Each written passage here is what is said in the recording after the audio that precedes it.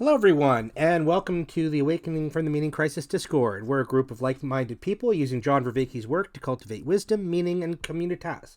If you're watching on YouTube, please like and subscribe. And if you're new to us, you'll find a link to the Discord in the show notes. Also, if you want to ask your own questions, you'll have to join the Discord to do so.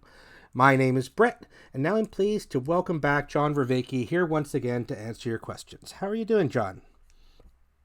Good. Pretty good. Thank you. Yeah, it's just a little bit hectic. I have to stay after class because we're getting towards the end of the term, answering questions. So it's my class goes to 6, so it's a little hard to get back now for 6:30 or 6:45. Yeah, I get it. There's a lot of demands on your attention. yeah, very much so right now. Yes, very much. All right, let's get right into it.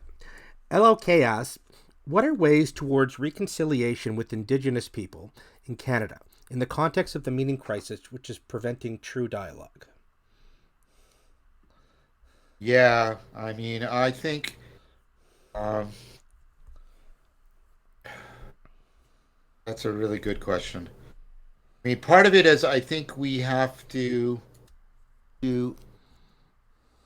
I think we have to really do some work on having a viable form of spirituality and a non-predatory culture uh, in order to be able to interact more dialogically with Indigenous people,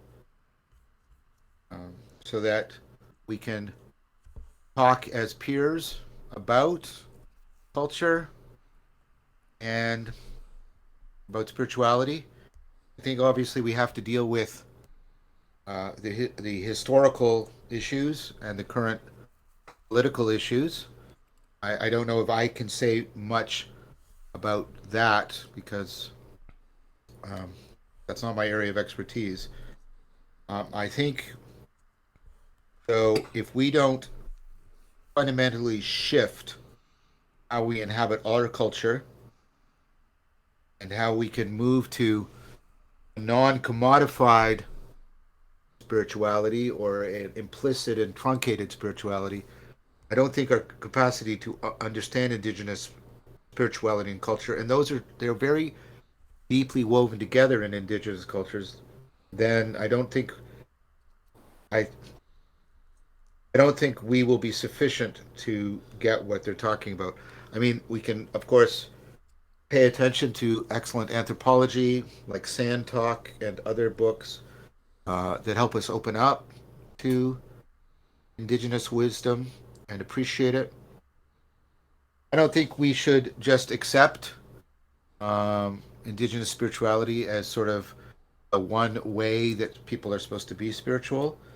I think that's to just in the opposite direction. It's just to fetishize indigenous cultures. But I think we do, until we more properly rehome ourselves, we cannot talk to a culture that did properly home its people and help them cultivate meaning in life and wisdom, deep spiritual transformation individually and collectively.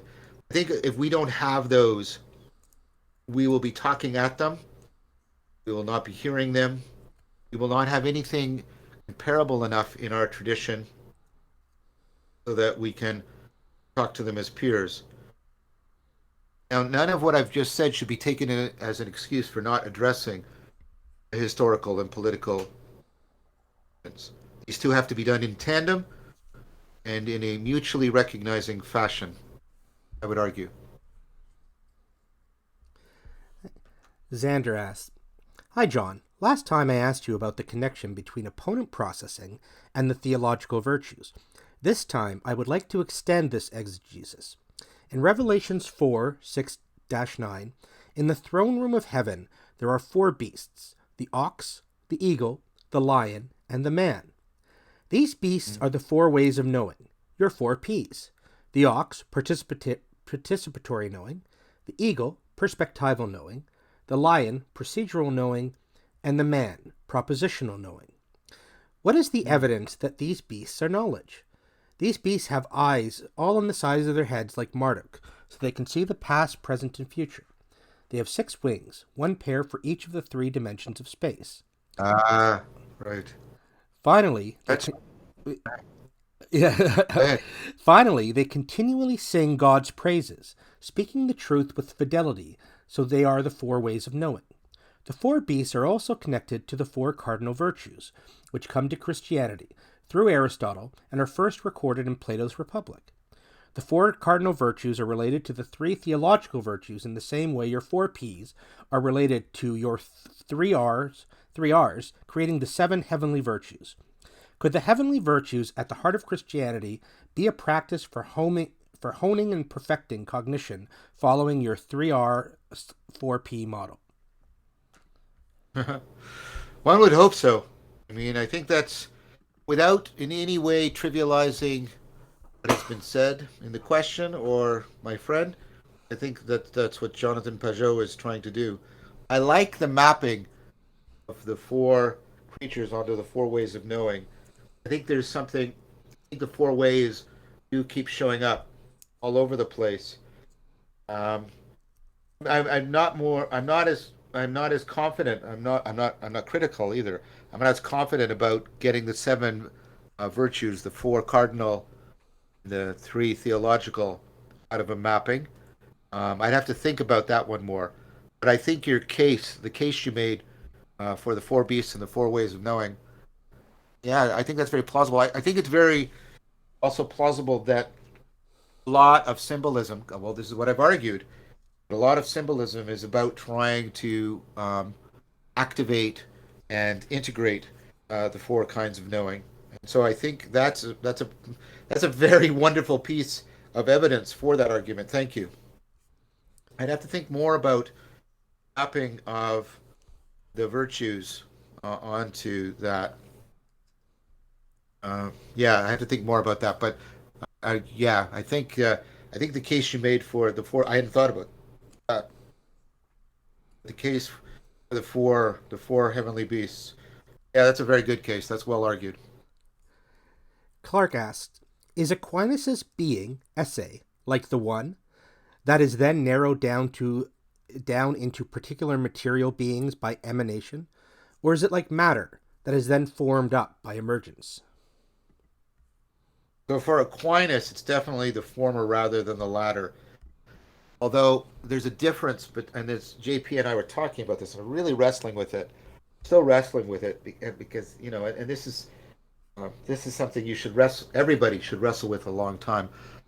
I don't think essay is exactly the same as the one because, and this is a big difference, and this matters, by the way, between Catholics and Eastern Orthodox, as I've been finding out. It's odd for me as a non-Christian to be sort of shuttling back and forth between these two camps and talking to excellent people in both. But the one is beyond being. Um, so it's more like the essay would sort of be like the initial emanation, but I like the proposal that it gets contracted by essence into the particular forms. Yeah, and I think yes, that, that's Aquinas. Um, so I would argue that it's both, right? That it's both the emergence that is wanting things through self-organizing processes, etc., and the condensation of essay into form.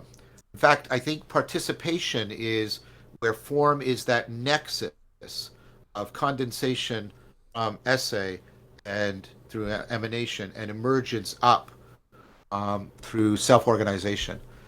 Um, and I think that maps better onto Erigena than it does onto Aquinas, although Erigena doesn't have the essay essence distinction.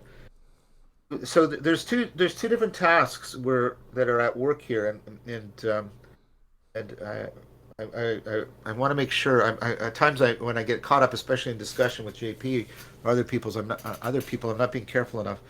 There's one of trying to find historically what people are saying, an exegetical task, and this is very important. It's very important because you want to know if there's plausibility. You want to know what other people have thought because they may have found problems or errors that you haven't thought of. Then there's the different task. the sort of philosophical task, um, which is what's the best case we can make uh, for an ontology, drawing on all of these sources and trying to play them off against each other as carefully but as insightfully as we can. Um, so I hope I kept those clear because that's why I want to distinguish one from essay. And again, what does that mean to say that it's beyond being? Even the act of essay is a being, according to Neoplatonists. Of course, it's a huge, oceanic, undifferentiated act that is not yet any particular thing, but it is nevertheless a specific act. And in that sense, it is plausibly distinguishable from the ground of all such, the ground of such act, and that's what the one is. Um, I know Catholics would disagree because they want to say that essay is the one. Eastern Orthodox would agree with me more. So once you put that qualification in, though, I think I would argue for this sort of more hourglass model. Uh, Essay converges to essence. It condenses, um, but things also emanate up towards essence, towards structural functional organization. And the form is now, or to my mind, is the nexus point, pivotal point of participation. That's how I try to answer that. Very challenging, but nevertheless really pertinent and excellent question. And Clark just sent a follow up. Eric Pearl has a paper, Essay Tantum and the One, which argues that they are the same, except for the terminological difference. Well, I would like. That's what's the name of the article again? Pearl is amazing. It said Essay Tantum, and the One. Okay, Eric Pearl. I'll look it up. I want to see this argument because I've been like I said, I'm not just speaking on my own behalf. I've been talking to bishop within the the Eastern Orthodox Church, and this is one of the ways in which they see themselves as distinguished, different from the scholastic tradition. But I want to see Pearl's argument. Gilad asks, If Pearl, oh, sorry. if Pearl's argument runs, this I still think that you need the simultaneous emanation emergence model that I argued for. Go ahead, please. Gilad asks, any chance that some of the Q&As would be held at a time that's a bit more convenient for European time zones? I would love to participate, but the current times are too late at night for me. Specifically, sometime between 9 a.m. to 4 p.m. Eastern would be great as far as I'm concerned. Um, I don't know. We could alternate if the Discord wants to. I'd be happy to do something like that. I can't do more than one per month, though. My schedule's too tight right now. If I don't know, Brett, you Yeah, guys sure. can you folks, I can follow up with you on that, and we can see what times work. yeah. And just for everybody, I think most people know this, that whichever time we're holding the Q&A, if you can't make it, you can submit your question in the event text and indicate that you want me to read it, and we'll read it for you. Mark 1969 asks, what does matter without form look like? I think we are too used to thinking of matter as touchable stuff. And so we see unformed matter as like a blob of stuff. But wouldn't matter be even more primordial and not even be touchable but purely potential when unformed? Yeah, that's the Neoplatonic view through and through. That's basically the Aristotelian notion of matter put through Plotinus's lens. Um, Plotinus, I think, he sees that it would be kind of an absolute non-intelligible chaos. He then goes on to identify that with evil for various reasons, because he thinks of evil as a complete lack of being, lack of form. The later Neoplatonists come to a notion of infinity as not negative, but positive. Infinity meaning lacking finiteness. classical tradition thought of that which lacked finiteness as lacking being. But the later Neoplatonists, it starts in Plotinus and it's taken up by the later Neoplatonists until it becomes a very positive idea. Come up with the positive notion for infinity. And so they correspondingly stop thinking of primordial matter, or prime matter as it's called, as identical to evil. It is just a complete privation of intelligibility. Yes, it wouldn't be a blob, it would be a black hole in your cognition. I agree that notion of sort of pure potentiality shouldn't be thought of as evil. You can have notions of pure potential, like in Taoism, as being sacred. So I think it's incorrect to and ethnocentric to equate that with evil. Um, I do think you have to understand it, that non-intelligibility, as distinct from evil, because evil is not. And this is you see the struggle in Dionysus and Maximus and some of the pagan Neoplatonists, but trying to get how evil is just privative in nature, but it's not just prime matter. Evil has this. So what the traditions seem to be converging on, as far as my reading is leading me, is that evil is not just privation; it's the self-destructiveness that can orbit around privation. Um, and so I think that is uh, a much better proposal than Plotinus's simple equating of prime matter with evil. I hope that answered your question. Capello asks, do sunyata and dependent origination have equivalents in your understanding of Neoplatonic philosophy? Are there ways of translating Neoplatonic ideas of substance and causation in ways that are compatible with Buddhism, particularly as it's understood in the Kyoto school? I keep seeing a tension between these different traditions when I read them, but I also sense that you see them as fundamentally compatible. What is the kernel of that compatibility, in your opinion? So yeah, I'm trying to argue for Zen Neoplatonism. Where Zen is the integration of Taoism and Buddhism, and of course Neoplatonism is the integration of Plato, Aristotle, and Stoicism. Compatible, but I mean they're both compatible in that they're deep ideas about no thingness. Um, I think the Kyoto school. I mean, one of the. I mean, Nishitani is absolutely stellarly brilliant, but I think his understanding of Plotinus is um, a, he's a little bit too Nietzschean, I think he doesn't quite get Plotinus correct or Neoplatonism. If you, especially if you move to the practices of Neoplatonism and the practices within Zen, you get a lot of similarities.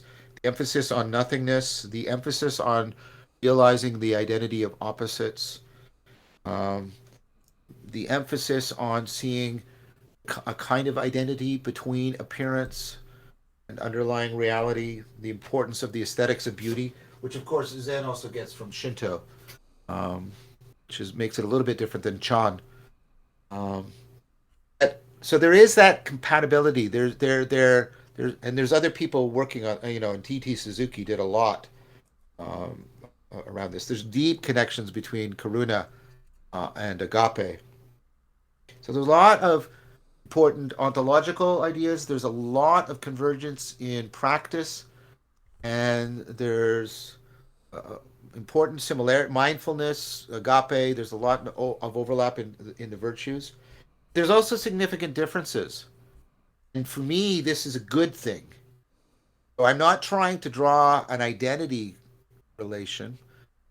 So, for example, I'm reading a book on Zen Catholicism and Zen Christianity, and how Zen Christianity can do this reciprocal reconstruction the same way Neoplatonism and Christianity do a reciprocal reconstruction. And then I'm seeing if I can take these two things that can do this interesting reciprocal reconstruction with other things, Zen, Neoplatonism, and get them to do reciprocal reconstruction, a very kind of dynamic and multi-layered opponent processing.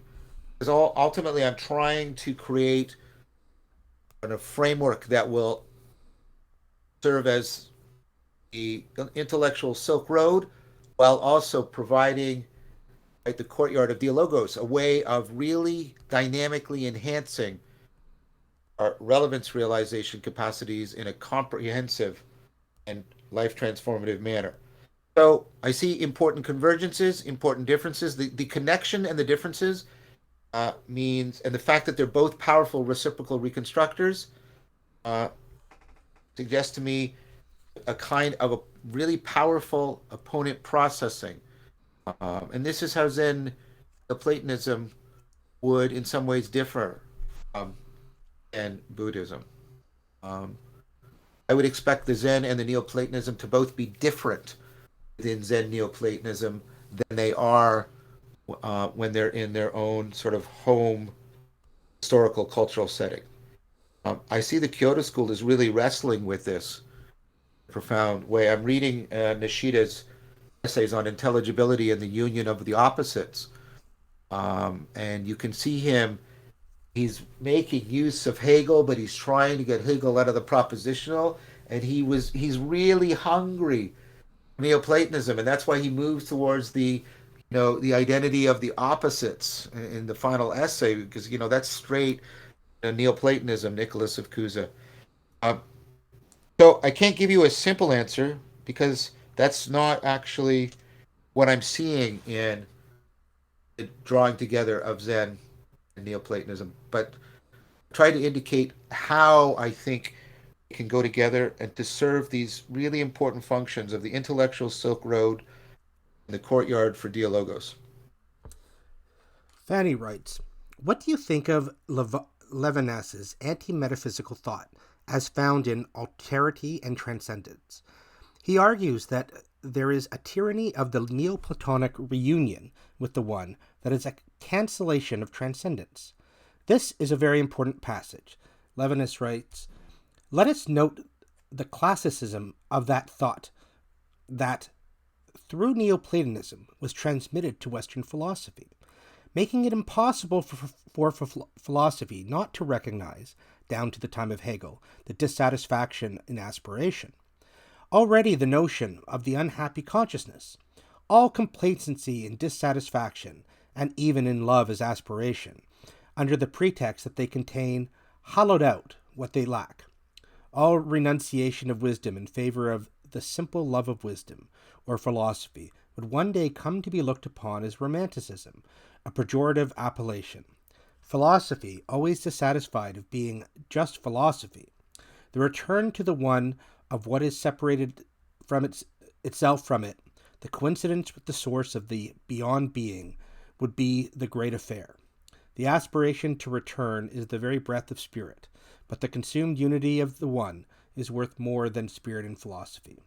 The best is this transcendent indivisibility of the one, pure identity, where all multiplicity and all number are abolished, to the rare instance attested to by Plotinus, where distance, or even the distinction of knowing, disappears without leaving a trace. She asks, what is deeply right about this? Does this apply more to Plotinus and some subsequent philosophers? Because for Plato, it seems transcendence and immanence go together. They do, and finite transcendence, as Hyland argues, is important in Plato. And we have to remember that Levinas's totality and infinity is directly inspired by Plato, right? That Plato's idea of the good that is beyond being, and Levinas's whole notion of the priority of the good um, is also, and Levinas admits this in several places. I think this is an important point, and I think that's one area. I love Plotinus deeply, but I think that's one area again where Plotinus should be criticized. I think he overemphasizes transcendence at the expense of the finitude, and he overemphasizes the ascent and does not give enough emphasis to the return. Later Neoplatonists address this very significantly, especially, and this is one of the reasons why I prefer it, Christian Neoplatonism, again, Erigena, in which the emphasis is equally upon the emanation and the emergence, and the one and the many. And as I said, the many are not the material many are not somehow thought of as evil. Um, and I would argue that I'm arguing, insofar as I'm arguing for a post-nominalist Neoplatonism, I'm arguing for one that takes into account the phenomenological tradition and people like Heidegger and Levinas. Um, I'm Levinas.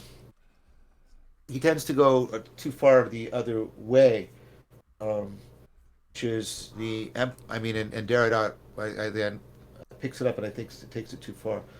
Levinas, I think, overemphasizes alterity um, without doing enough of explaining how is it I can enter into appropriate relationship to alterity if it is completely other than me. Um, uh, and obviously, he doesn't think that. He thinks there's intelligibility and connection and love and regard for the trace and the face of the other, and the face plays an important role. Um, so I think that the point is well made by the questioner. I forget their name. I'm sorry. Fanny. Thank you. And I think there's a way in which later Neoplatonists, especially the Christian Neoplatonists, recapture Plato's right, ponos, that creative tension between finitude and transcendence. So, I mean, the Neoplatonists can correct for I think, mistakes in Plato, come up with the positive notion of the infinite. There's also things they lose, as just has been mentioned. I do think the later Christian Neoplatonists go a long way back towards covering that appropriateness. Um,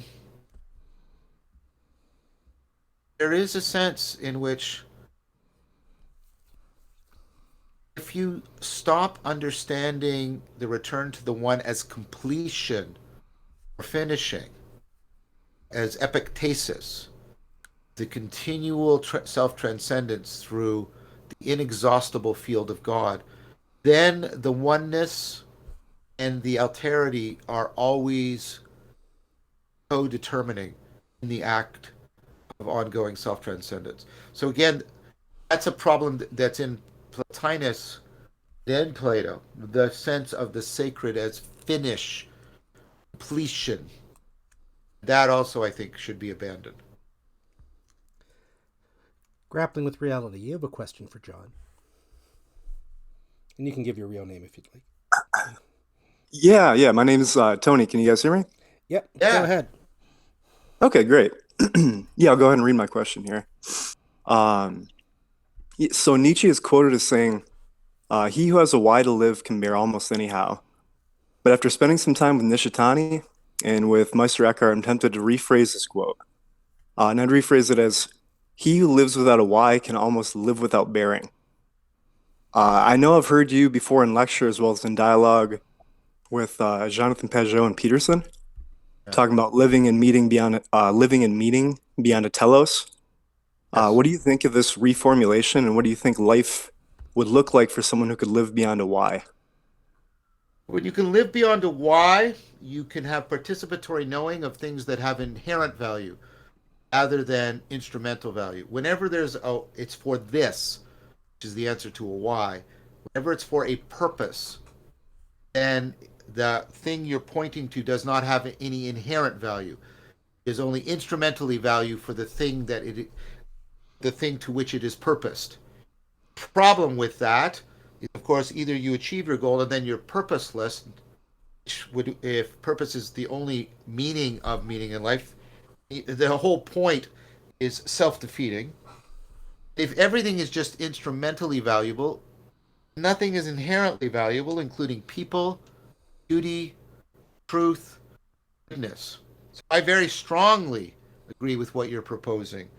That, and this is why I tend to try to de-emphasize purpose as the primary way, and sometimes the sole identification with meaning in life. I do not, and I assume you do not, want to understand yourself, many of the things that I've mentioned, as only instrumentally valuable. This was Nietzsche's whole critique. One of the fundamental problems with the two worlds mythology is it makes the lower world only of instrumental value. The only point of the lower world is to get you to the higher world. It means, right, if you lose faith in that higher world, then you turn back and see this world with no inherent value at all, and then of course no instrumental value, and that's how you get nihilism. I think learning how to live without a why as your ultimate concern. This is Eckhart. This is, you can see this in the Kyoto School. You can see this in Neoplatonism. I think this is fundamental, so that you can have the participatory knowing many things that have inherent value. What people do is they smuggle in an implicit inherent value, which is their self. What's that for? Well, it's for its own sake. So people are more and more instrumentalizing themselves, and this is one of Hahn's critique, turning ourselves just into instruments, some other purpose. But it's like, this is why I'm deeply critical, and this is why I push back against Jonathan. Jonathan, to give him credit, admitted that I had a real point. He's released a video on that. Said I was right about this. I don't think Jordan has done anything like that, and I don't think Paul has. But I don't. I want to be able. There's see Nietzsche, and this is Chaitani's point. Nietzsche doesn't go far enough. Yes, there's a point below having a why, where not having a why is just despair and wandering. There's a point beyond the why, superlative, not the not the privative sense. I'm not lacking a why. I'm beyond why. I think has to be the place you get to. You're going to be able to have participatory knowing of things that have an inherent value. And if nothing has an inherent value, you are doomed to nihilism. So I deeply agree with you. I hope that makes sense to you, but I think I'm deeply in agreement with you. Yeah, very, very much so. It makes a ton of sense. And yeah, I would say I'm someone who found myself kind of in this place of the two worlds mythology and having lost the higher belief in like a, in a higher world, and then coming back into, almost being banished back to like an instrumental lower world or something. I spent a lot of time almost living in that place. So this is very, very useful as a kind of a way of modeling things I've seen, I guess, myself go through, and others, good friends of mine and other people, going through this meaning crisis. So thank you very much. Thank you for your proposal. I thought it was an excellent one. Appreciate it. Thanks, Tony. Kubaj, you have a question for John. Hey, John. My name's Caleb, by the way, if Caleb, we're doing names. I wanted to dig a bit deeper I came on in the last Q&A and asked you about memory palaces and got a great answer, which kind of covered some of the stuff that you cover in the series. I wanted to dig a bit more though and just ask about your practice. Have you played with them much before? with some of the memory things that Yates talks about and things like that. Yeah, Not with the more esoteric kind of memory practices that that Yates mentions. Oh, I haven't. I wish I had. I mean, like, Yeah, I wonder what's your understanding of like the process of creating one? I have. Well, I mean, I haven't practiced it as an esoteric practice. I've done extensive sort of memory practice in other mnemonics, and I've been studying or preparing to give a long talk or things like that. I have used them as mnemonic techniques to improve my memory ability. I have not done them the way that, given my previous point, I haven't done them for their own sake. I've always only done them instrumentally. I take it for the Yeats and others have argued that many people took them up, found them, right, to be not only instrumentally valuable for enhancing memory, but that it put them in touch with things that were inherently valuable within the practice itself. So they ritualized it in an important way, the way the Platonists sort of and the Pythagoreans ritualized geometry. That's another thing. I've bought the book and I've looked a little bit about the practice of sacred geometry. You have to understand, and um, this is not an excuse. Sorry, this is not a justification. It's just an excuse. I mean, I did say last time I suffer from the academic's besetting sin if I have more books than the knowledge, and there's but many books I need to be reading, and I'm trying to read them as much as I can. But right now, I've decided to concentrate more on the nature of ritual per se than investigate specific rituals. Yeah, brilliant. I just following on that. So I have a pretty occasional practice with memory techniques, and I've been really interested in kind of the bridging them through into my note-taking techniques in the form of like mind mapping and stuff. Yeah. I've actually shared a couple things on Twitter, which I think you retweeted a couple weeks ago. That map. Yeah, that was great. Yeah, I wonder if you think that kind of project is useful of mapping out and kind of visualizing the process.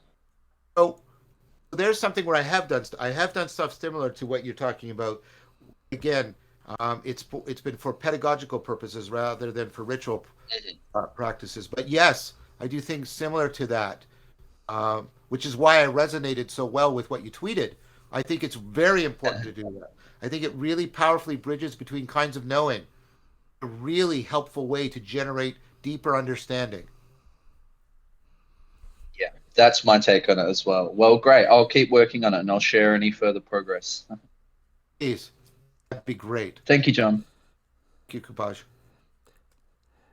Thanks so much. Claude asks, what is the future of the country of Canada? It was founded as a colonial commercial confederation without a core sacred identity other than this instrumental and exploitative function. It is thus at the fore of the meaning crisis. As Canadians, how can we cultivate a sacred collective identity, be at home with our land, and be rooted in our history?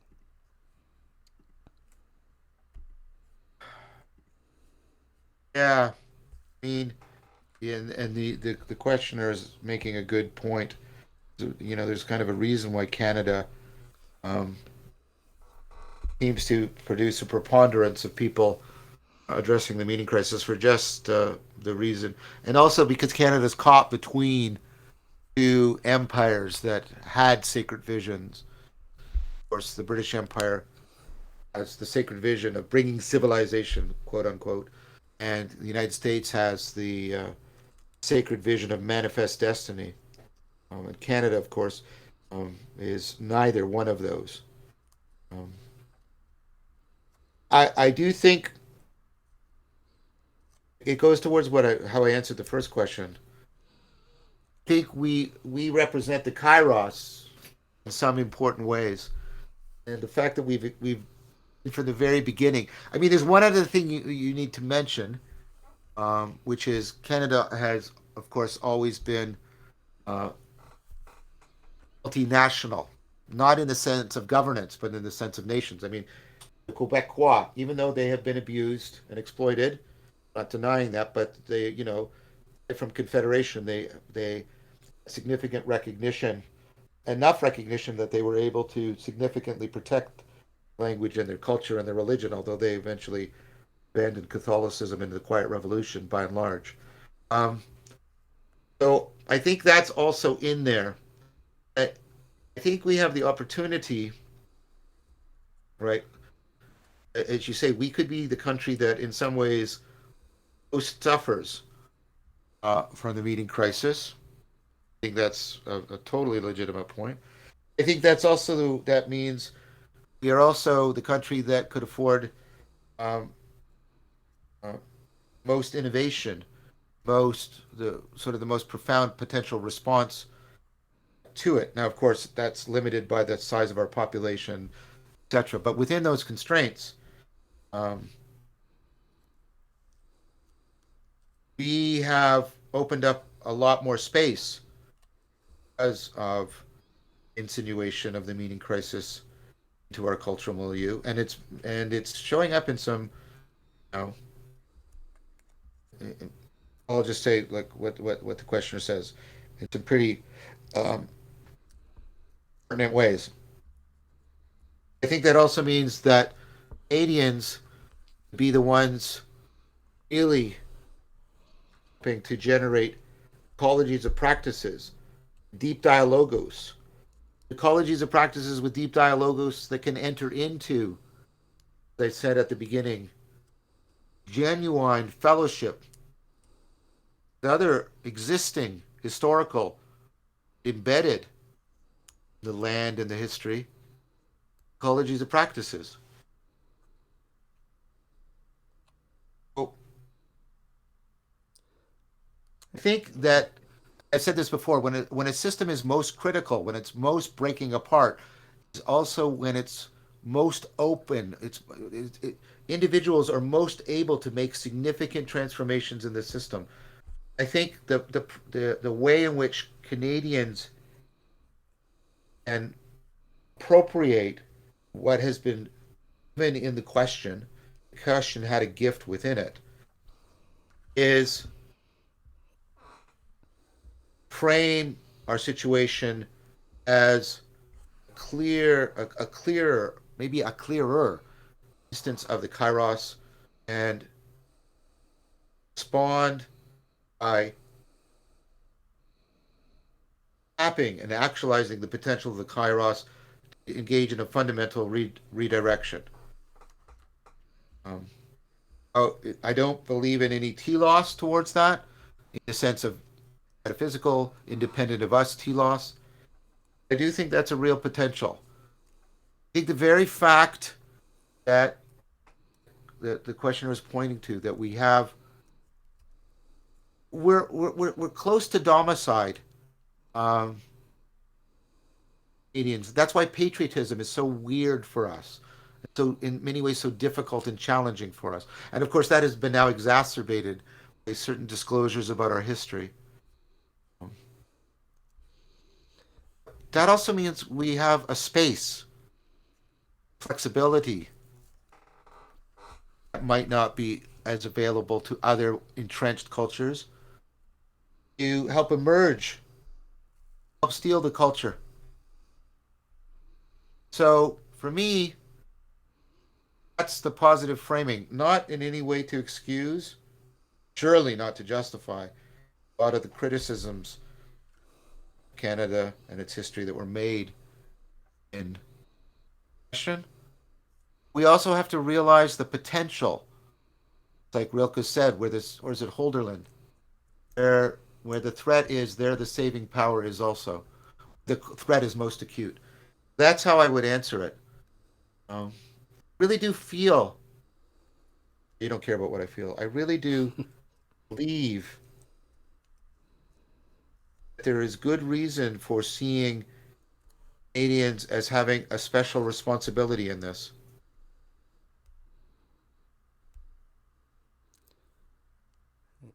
Sally Joe asks, who should be carrying flags? Functional leadership. What identification can the masses use to see leadership? So that's a really hard one to answer. Um, I mean, you, I mean, many people have, sorry, many of you have probably heard many times, very strongly behind Thich Nhat Hanh's prophecy in the biblical sense. The next Buddha is the Sangha, that we shouldn't be looking or we shouldn't be looking for the heroic leader. We should be looking for vital, living, vibrant, distributed cognition that is operating effectively bottom up, top down within small world network organizations, the way the brain works. I, I've been trying to get us to consider looking for that, and we try and look for what rather than perhaps uh, who we should follow. This is why I've been arguing that we need to integrate reformulating our electoral policy, moving to D21, integrating that with Dialogos, and then integrating that with Eckstein's intergenerational notion of education. Um, so, really interested to see if the DAOs, the DAOs, um, if they prove to be viable, and then what can we learn about what leadership means if they prove. Of course, we still need more theoretical debate and empirical verification, or at least confirmation, I should say. Um, if they prove to be viable, Jordan Hall seems to think they are, and I respect what he has to say about these things. There's Daniel Schmachtenberger when I was talking to him, not the public conversation, a private one we had. So, can we, and this is like a mythic imaginal reformulation, how we understand leadership. We stop seeing it in terms of the central protagonist cadre, more almost like in the early church, right? The carriers of the Spirit, the Holy Spirit, and how they formed a body, to use St. Paul's um, distributed self-organizing metaphor. And I think this is why I think this question is so profound. I think we shouldn't just answer the question. I think we should really dig into the presuppositions and really try to reformulate what we mean by leadership and get it off of the heroic protagonist model as much as possible. That's why I've talked about fellowship. It's funny because Tolkien was trying to say something to us about that, the Fellowship of the Ring. And see how at different times different members take the lead role. Same thing in the 3 papers that Dan Chiappi and I published about the scientists moving the rovers around in Mars. This fluid, constantly dynamic, shifting, small world network, distributed cognition leadership. And the question is, can it scale up to larger organizations? Obviously it can, because small world networks are found in nature, large ecosystems. Whether or not we've found how to actually implement that in human institutions, transactions, maybe. Like I said, maybe the DAOs will give us the needed specific information. Coming and going asks, it seems like the processes and practices of liberal Hicksite Quakerism have something to offer a religion that's not a religion, and the Dialogos Project. An example I'm thinking of is what is called meeting for business, where something like a consensus is arrived at regarding church business decisions, but in the form of a collective realization rather than agreement. Has this possibility been explored by you or others? A little bit, and I bought a book about non-theism that explicitly argues it from the Quaker perspective. I have a little bit. I mean, did in my undergrad. I read deeply a book, some sort of Quaker spirituality. It did influence me. I can't remember the book, and I can't remember what I did with it. And so it's one of those regrets. Because I'd like to go back and see what my notes were then. And that idea, I mean, that reading as an undergrad did inseminate my thinking and come to fruition about this kind of stuff. And that is one of the reasons I picked up the book on Quakerism and non-theism. I haven't read it yet, uh, but I expect it will have an impact on me. So I think the proposal is an excellent proposal, and I can say that Quaker spirituality and kind of dynamic distributed cognitive way of coming to decisions and orienting, solving problems was placed in my thinking as an undergrad. I can't remember that book. I've tried and I can't. But yes, I think the proposal is an excellent one.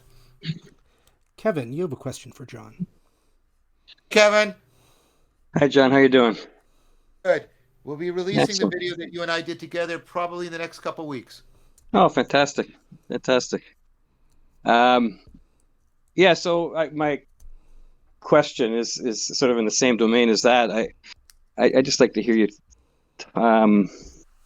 talk about sort of this machinery of creativity that we all are so lucky to have, and wondering how you see it at play in the ecologies of practice that intrigue you, and if you've had any sort of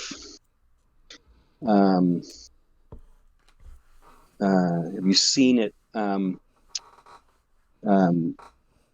playing an important role in people's sort of wisdom cultivation and in the ways in which cognition is being distributed and helping people transcend? And yeah, just sort of riff on that for a bit for me would be great.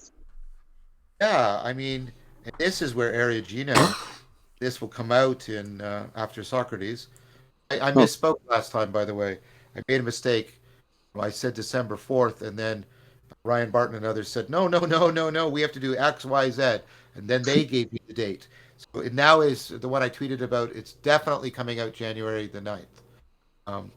Eriugena, I mean, so he proposes this idea of, and I can't remember, Kevin, if we talked about this or not. So if we did, please let me know. He sees creation, and you can see Whitehead doing something similar with this. But Eriugena sees creation as exactly this interpenetration of emergence and emanation. And so I see creativity as the proper appreciative appropriation of the engine, virtual engine of emergence and emanation in all of the ecologies of practice. It's what's going on in the emergence, right, upward, but it's also going on in the emanation downward, right? Mm-hmm. The transmission of form, the tradition of form, and then the breaking of form, like jazz. Think about how jazz is emanation and emergence, like interpenetrating profoundly, right? And it is also, of course, highly creative. Jazz and Tai Chi Chuan do both of these in powerful ways. That's why they engender the flow state. So I think of creativity, right, as a profound way in which we can realize, appreciate, and appropriate sort of the fundamental grammar of cognition and the fundamental grammar of reality as this emanation emergence. Well, that's wonderful things to hear. I agree. And this idea that an ecology of practice could be practicing the mechanics of creativity. So it could be in a domain like jazz, but I'm intrigued by this idea that it is a sort of a foundational cognitive ability that we can articulate, we can name, we can practice, we can engage in sort of, and I'm talking about outside of the arts too, just ways of sort of communicating, ways of seeing the world, ways of being sort of utilizing it sort of as the language you gave me, the sort of relevance realization, right? That creative consciousness is one that is well practiced at finding those things that stir us and then playing with those things and sharing it with an audience and negotiations. And I'm just really sort of buzzing on the idea that is a form of wisdom, that those things are I think it's a proper dimension of wisdom. Right. I think saying that somebody's wise and they're not insightful, I don't just mean cognitively insightful, but perspectively, procedurally, participatorily insightful. Yes. I think that's just an oxymoron. She's wise, but she has no insight. That doesn't make any sense to me. And I think because I think that insight is at the core of creativity. I don't think creativity reduces to insight. I think you have to understand creativity. I think we said something like this in our discussion. Hmm. That I think creativity is properly. That's what I meant by it's not thing per se. I see it as a dimension of wisdom. So whenever you're Yeah, cultivating wisdom, you're going to be doing things to enhance creativity, enhance frame breaking and frame making in a flowing fashion. there you go. Yeah, yeah, well said. Um, well, that's it's always enlightening and encouraging hearing you go off on it. Thanks, John. Thanks, Kevin. Cheers. Talking to you again. Yeah, buddy. Thanks, and we'll look forward to that talk. Julian asks, in my meditation practices, when I get concentrated on a body part or a sensation, the way I interpret it is most likely to be an image or a movement, to let my thoughts wander around, like this is very calming physically, but quite hard mentally. I heard that we should not focus on those feelings and keep going, but noticing it is delocalizing my thoughts, and then I wonder about how I came to the thought, and it feels to be the point of mindfulness. What would you recommend to try about it? Well, I, I mean, I'm not sure if you heard it from me, and if you did, I hope it was out of context, because normally I tell people that and images are imaginal, and you use them. Everything you're doing in introspection, in mindfulness, is imaginal. When you have that space or it's wide open, those are images. It's imaginal. So if somebody's telling you, don't try not to have any images or don't get caught up in images. I think they're being a little bit clumsy. They're not adequately distinguishing between the imaginary, which you should just note and then return to your breath, and the imaginal. The imaginal are images that are allowing you to become aware of your sensations and the flow of your experience.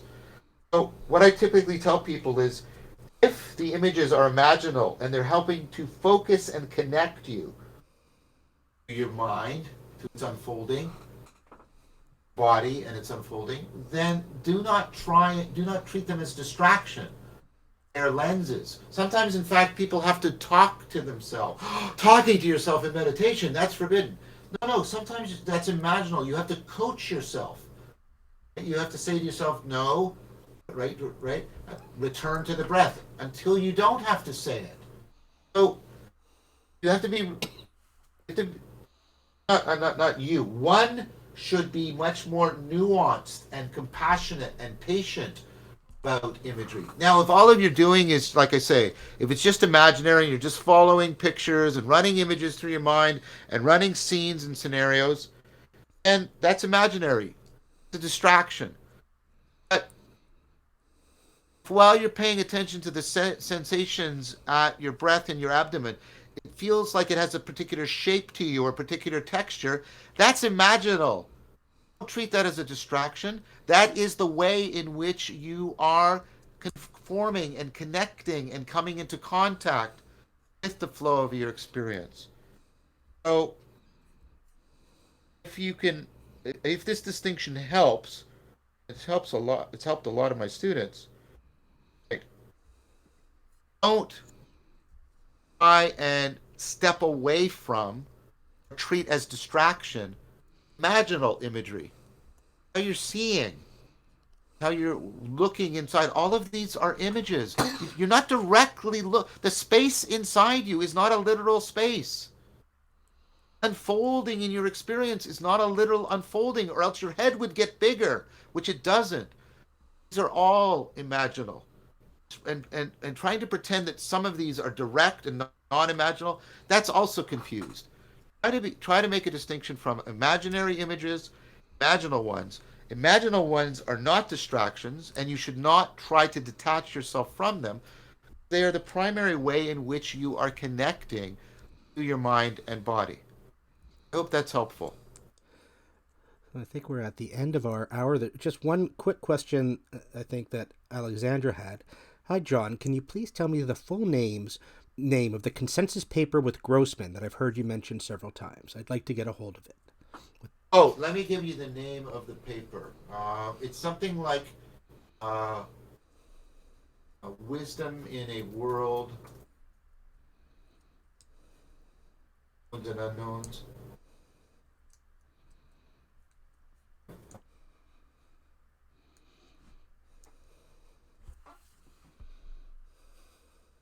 Oh yes. Okay, so this is what it's called. The title of the paper is "The Science of Wisdom in a Polarized World." How appropriate. Known, the science of wisdom in a polarized world, knowns and unknowns. The science of wisdom in a polarized world, knowns and unknowns. There you go. Thank you so much, John, as ever, and thank you to all of our question askers and all our listeners. Next time, as I mentioned earlier, we're going to be changing the time. It's going to be a half hour later than it has been. It's been at 6:30 Eastern. We're going to be moving it to 7. And John, I'll talk to you about seeing if we can maybe either alternate or find some times for some more European friendly times. So we'll work on that and see what works in our schedule. So thanks again, everyone, and thanks so much, John. Thank you, everyone. Take good care and have a good evening. Take care.